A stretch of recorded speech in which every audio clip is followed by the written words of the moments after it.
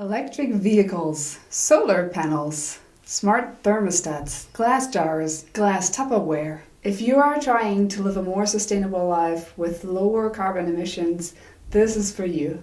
Hi, my name is Kata, and today I'm going to break down the true carbon impact and carbon payback time of the things surrounding us. You can find timestamps in the description below, so if you're interested in specific items, feel free to directly navigate to those. The items are ordered from lowest to highest carbon impact. Before we jump into the carbon impact of the items, let's clarify the meaning of carbon payback time. Carbon payback time refers to the length of time it takes to offset the carbon emissions from the production by using the item. Let's start with straws. How sustainable are glass and metal straws? There's what I think really good study by the Humboldt State University. You can find the link in the description below. The bottom line is use paper or bamboo straws unless you use a metal straw at least 150 times or a glass straw 45 times.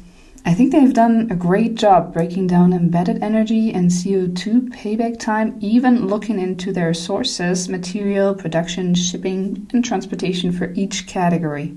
Let's start with metal and glass straws. How sustainable are metal and glass straws, really?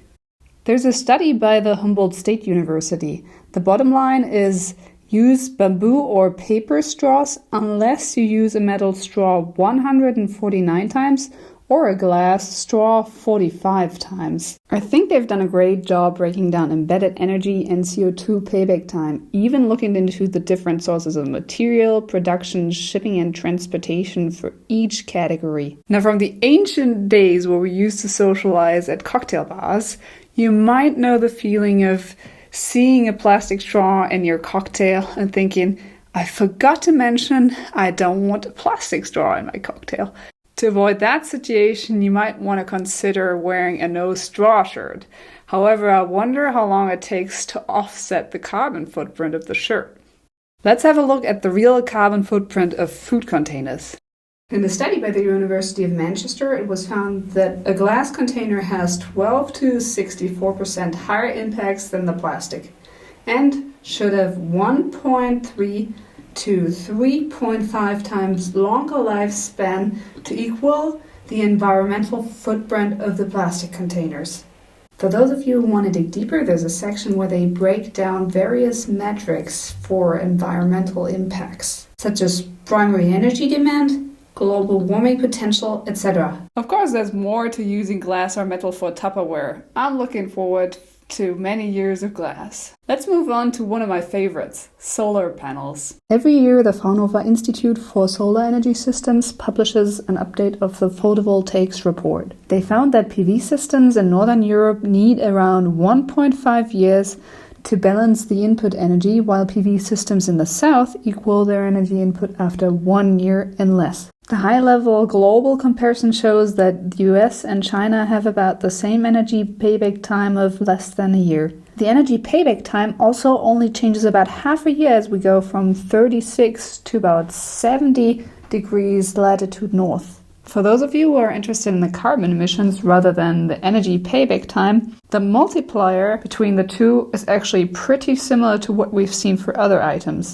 So much for solar panels. Let's check out the energy and carbon payback time of electric vehicles. This graph of a Carbon Brief article linked below shows the basic relationship between the carbon footprint and the years of use of an average conventional car and an electric vehicle. If it weren't for their batteries, the CO2 emissions during production of electric vehicles would approximately equal those of conventional cars. Since electric vehicles cause far lower emissions during their use, a Nissan Leaf would break even with a traditional car after less than 2 years of driving. Let's have a look at an article on carbon footprint of electric vehicles by the German Research Center for Energy Industry. According to this study, an electric vehicle, when charged with the German electricity mix, performs better than the gasoline vehicle from an emissions perspective over a distance of more than approximately 50,000 kilometers. For an average annual mileage of about 14,000 kilometers, the calculated distance accounts for a break-even period of 3.6 years. For the EU electricity mix, break-even is just under 2.8 years. And for electricity from solar panels, to 1.6 years. There's one thing successful people have in common, which is focus. They concentrate on the signal rather than the noise.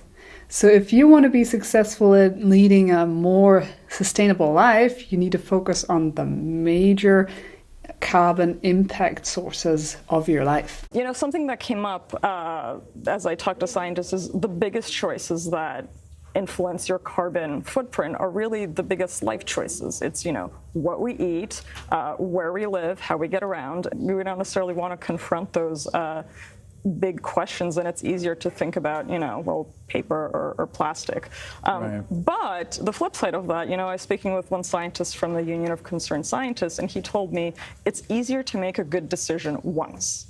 So let's think about it from that perspective. You know, if you're thinking about where to live, just think about it hard, and then, right, you know, make the best choice you can at that point. There's an analogy that illustrates what happens if you don't focus on the most important things in your life.